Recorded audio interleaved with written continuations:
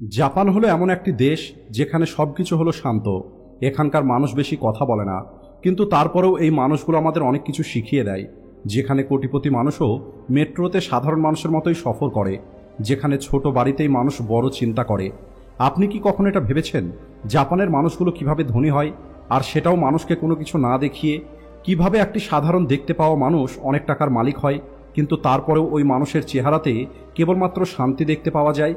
এর কারণ হলো জাপানের সম্পদের অর্থ কেবলমাত্র টাকা নয়, বরং জাপানের সম্পদের অর্থ হলো বুদ্ধি, সমতা এবং সম্মান। আর আজ আমরা জানব জাপানি মানুষদের ওই 5টি রহস্য, যা না কোনো স্কুলে পড়ানো হয়, না সোশ্যাল মিডিয়াতে আপনারা সেটা দেখতে পাবেন।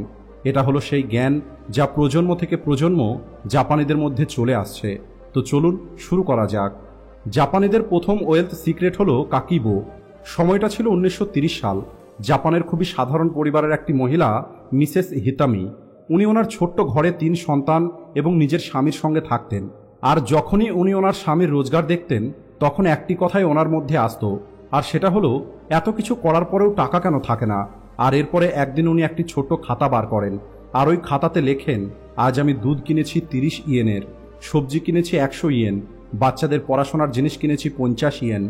ওই দিনের পর থেকে উনি প্রতিটা খরচের হিসাব রাখা শুরু করেন। কিন্তু এটা কেবলমাত্র খরচ লেখা নয়, বরং এটা হলো একটি অ্যালার্মের মতো। আর প্রতিবার এটা চিন্তা করার একটি সুযোগ যে এই খরচটা করা কি প্রয়োজন ছিল, আমি কি এই খরচটা বাদ দিতে পারতাম। মিসেস হিতামির ওই কপির নাম ছিল কাকিবো, অর্থাৎ প্রতিদিনের খরচের ডায়েরি। আর এখান থেকেই শুরু হয় এমন একটি প্রথা যা জাপানের লাখো পরিবারকে ঋণ থেকে মুক্ত করে। একবার ভেবে দেখুন, যদি একটি মহিলা কোনো রকমের মোবাইল ছাড়া, কোনো রকমের ক্যালকুলেটর ছাড়া, কেবল একটি খাতা পেনের সাহায্যে নিজের পরিবারকে আর্থিকভাবে মজবুত তৈরি করতে পারে, তাহলে আমরা কেন পারবো না?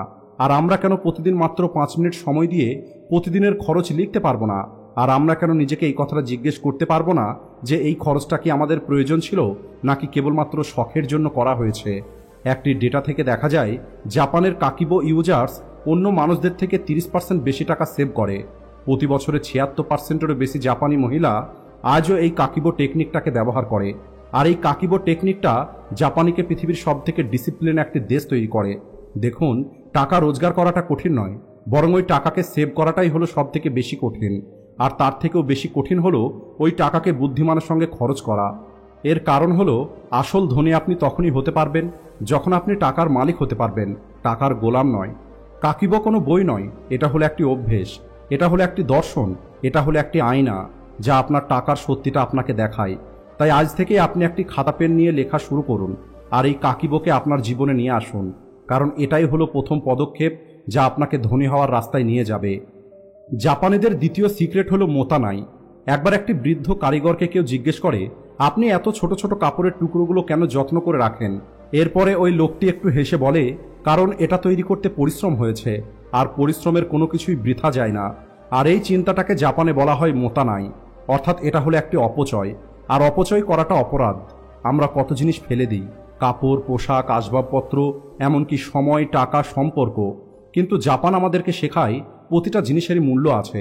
প্রতিটা জায়গাতেই কোনো না কোনো মানুষের পরিশ্রম এবং ইমোশন জড়িয়ে আছে। আর সেটা ফেলে দেওয়া কোনো একটি জিনিস অপচয় নয়, বরং ওই ফিলিংসকে অপচয় করা। একটি জাপানি স্কুলে বাচ্চাদেরকে শেখানো হয় খাবার কখনোই প্লেটে ফেলে রাখা উচিত নয়, কারণ ওই খাবারের প্রত্যেকটি দানার পিছনে কোনো না কোনো কৃষকের পরিশ্রম আছে, কোনো না কোনো মায়ের ভালোবাসা আছে।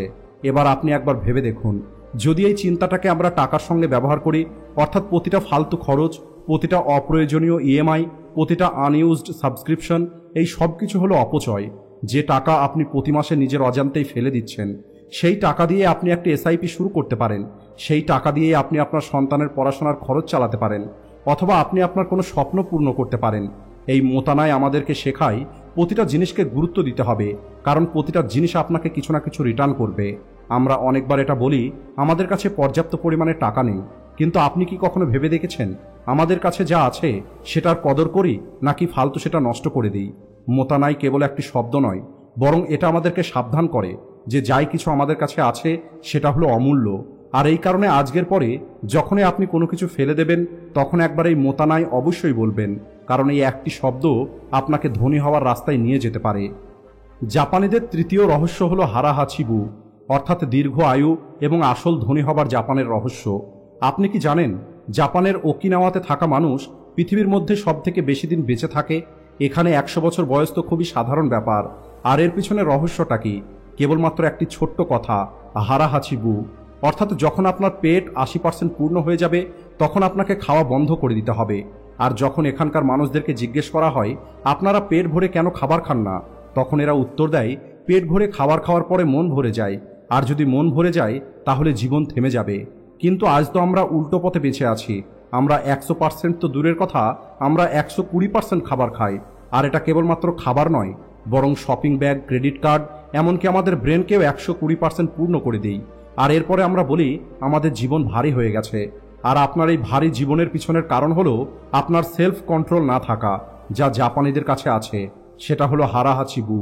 একবার ভেবে দেখুন, যদি আমরা এই নিয়মটা কেবল খাবারের উপরে নয় বরং টাকার উপরে প্রয়োগ করি, অর্থাৎ যখন আপনি অনেক বেশি কিছু কিনতে যাচ্ছেন তখন একটু দাঁড়ান আর একবার নিজেকে জিজ্ঞেস করুন, আমার প্রয়োজন কি 80%ই পূর্ণ হবে?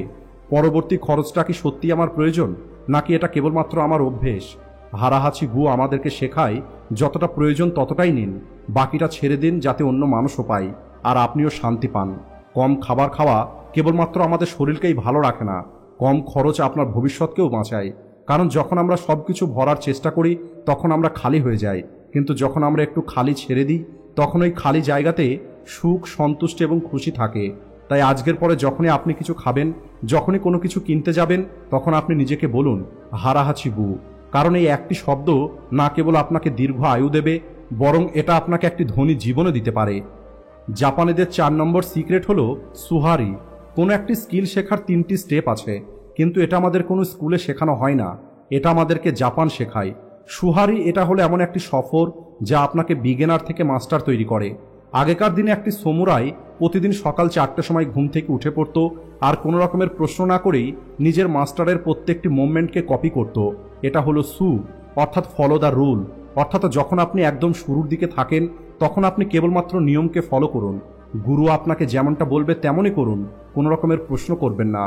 ধীরে ধীরে যখন ওই স্টুডেন্ট প্রত্যেকটা স্টেপ শিখে যাবে তখন গুরু শেখায় নিজের মতো করে চিন্তা করা। আর এটাই হলো দ্বিতীয় স্টেজ, অর্থাৎ ব্রেক দ্য ফর্ম। এখন ওই স্টুডেন্ট কেবলমাত্র কপি করবে না, বরং সে সেখানে নিজের স্টাইল অ্যাড করবে। কারণ এখন সে শিখে গেছে কোনটা ঠিক আর কোনটা ভুল। আর এরপরে একদিন এমন আসবে যেদিন তার আর কোনো গুরুর প্রয়োজন হবে না, এখন সে নিজেই নিজের রাস্তা তৈরি করতে পারবে। আর এটাই হলো তৃতীয় স্টেজ, রি। এই সুহারি কেবলমাত্র তলোয়ার চালানো অথবা মার্শাল আর্টের জন্য নয়, এটা আমাদের জীবনে প্রতিটা ক্ষেত্রেই কাজে লাগে। পড়াশোনার মধ্যে, বিজনেসের মধ্যে, রিলেশনশিপের মধ্যে, এমনকি সেলফ গ্রোথের মধ্যেও। যখন আপনি প্রথমবার টাকা রোজগার করেন তখন আপনি সব কিছু শেখেন, সেভিংস কিভাবে করতে হবে, ইনভেস্ট কি জিনিস। আর এটাই হলো সু, অর্থাৎ আপনি আপনার গাইডকে ফলো করেন। আর এরপরে একটি সময় এমন চলে আসে যখন আপনি বুঝে যান যে প্রতিটা ফাইন্যান্সিয়াল প্ল্যান সবার জন্য একরকমের হয় না, তখন আপনি সব কিছুকে নিজের মতো করে ম্যানেজ করেন। আর এটাই হলো আর এরপর একদিন অন্যদেরকে শেখানো শুরু করেন। আপনার এক্সপিরিয়েন্স, আপনার ভুল, আপনার বুদ্ধি তখন আপনার গাইড হয়ে যাবে। আর এটাই হলো রি। কোনো একটি স্কিলে মাস্টার হওয়ার শুরুটা রুলসকে কপি করা দিয়ে শুরু হয়, এরপরে সেটাকে ভালোভাবে বুঝতে হয়, আর সবশেষে সেটাকে নিজের সঙ্গে যুক্ত করতে হয়। তাই যদি আপনিও কিছু শিখছেন, সেটা বিজনেস হতে পারে, ফাইন্যান্স হতে পারে, তাহলে তখন আপনি নিজেকে বলুন সবার আগে আমি শিখব, তারপরে আমি বুঝব, এরপরে আমি সেটাকে ব্যবহার করব। সুহারি কোনো টেকনিক নয়, বরং এটা হলো ধৈর্যের একটি মন্ত্র। আর যে মানুষ এটাকে বুঝে যাবে সে না কেবল মাস্টার হবে, বরং অন্য মানুষদের পথপ্রদর্শক হতে পারবে। জাপানিদের 5 নম্বর সিক্রেট হলো ওসোজি, জাপানিদের পরিষ্কার করার মন্ত্র। আর এটা কেবল বাড়ি নয়, বরং এটা মনকেও পরিষ্কার করে। প্রতিবার নতুন বছর আসার আগে জাপানে একটি প্রথা শুরু হয়, সেটা হলো রাস্তা, দোকান, বাড়ি সবকিছু পরিষ্কার করা। আর এই পরম্পরাকেই বলা হয় ওসোজি, অর্থাৎ শ্রেষ্ঠ পরিষ্কার। আর এটা কেবল নোংরা পরিষ্কার করা নয়, বরং এটা মনের ভিতরের নোংরা পরিষ্কার করার একটি রীতি। জাপানিরা বলে যদি আগের বছরের নোংরা বাড়িতে থেকে যায় তাহলে নতুন বছর কিভাবে সুন্দর হবে। ওসোজিতে কেবল ধুলো পরিষ্কার করা হয় না, বরং বিগত বছরের আফসোস, ক্লান্তি সবকিছুকে দূর করা হয়। পুরনো ফাইল, ভেঙে যাওয়া আসবাবপত্র, নোংরা পোশাক সবকিছু বাইরে ফেলে দেওয়া হয়। কেন? কারণ জাপানিরা বিশ্বাস করে যে জায়গাতে নোংরা থাকবে সেখানে পজিটিভ এনার্জি থাকবে না, যেখানে পুরনো জিনিস আটকে থাকবে সেখানে নতুন জিনিস আসবে না। আর এবার আপনি ভেবে দেখুন, আমাদের ভিতরেও তো অনেক বেশি ধুলো জমে আছে, পুরনো সম্পর্কের ধুলো, টাকার চিন্তার ধুলো, অপূর্ণ ইচ্ছের ধুলো, আফসোসের ধুলো। আর আপনি কি আপনার মনের কখনো ওসজি করেছেন? আর যদি না করে থাকেন, তাহলে আপনি কি করে আশা করেন যে নতুন বছর আপনার জীবনে নতুন কিছু নিয়ে আসবে? যখন আপনি আপনার ঘর পরিষ্কার করেন, তখন আপনার বাড়িতে একটি নতুন আলো চলে আসে। একইভাবে যখনই আপনি আপনার মনের মধ্যেকার ধুলো পরিষ্কার করবেন, তখন আপনার ভিতরে একটি শান্তি চলে আসবে, আর সেখান থেকেই শুরু হবে আসল পরিবর্তন। ওশজি আমাদেরকে মনে করায় যে প্রতিটা নতুন বছর হলো একটি নতুন সুযোগ, বিগত বছরকে ধন্যবাদের সঙ্গে বিদায় দেওয়ার। এর কারণ হলো যে সময়টা চলে গেছে সেটা কেবল আমাদের শেখার জন্য ছিল।